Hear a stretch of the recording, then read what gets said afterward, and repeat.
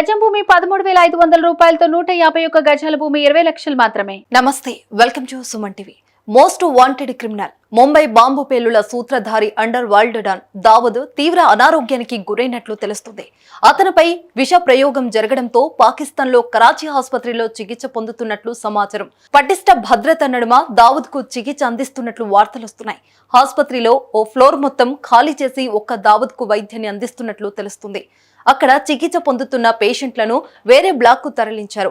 అయితే ఈ విషయాన్ని పాక్ అధికారికంగా ధృవీకరించలేదు.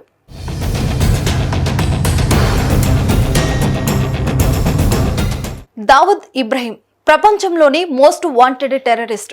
దశాబ్దాలుగా భారత్ మోస్ట్ వాంటెడ్ లిస్టులో ఉన్నాడు. 1993 ముంబై పేలుళ్లలో దావూద్ ఇబ్రహీం ప్రధాన నిందితుడిగా దావూద్ ఉన్నాడు.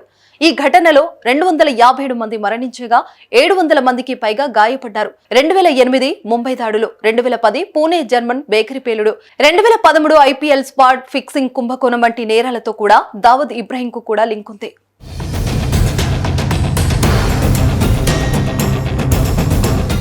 దావూద్ తలపై $25 మిలియన్ల బహుమతి ఉంది. ఇంటర్పోల్ రెడ్ నోటీస్ జాబితాలో కూడా ఉన్నాడు. పాక్ గూఢాచార సంస్థ ఐఎస్ఐ, ఉగ్రవాద సంస్థ లష్కరే తోయిబాయ్తో దావూద్ కు అత్యంత సన్నిహిత సంబంధాలున్నాయి. దశాబ్దాలుగా దావూద్ ప్రపంచానికి కనిపించకుండా తిరుగుతున్నాడు.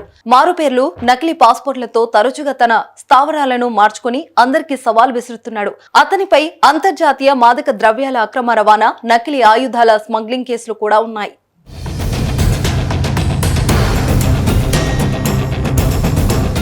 దావూద్ ఇబ్రహీం భార్య పేరు మైజా బిన్ కాగా వారికి ఒక కొడుకు, 3 కుమార్తెలున్నారు. పెద్ద కుమార్తె మారుఖ్ను పాకిస్తాన్ మాజీ క్రికెటర్ జావేద్ మియాందాద్ కొడుకు జునైద్ వివాహమాడాడు.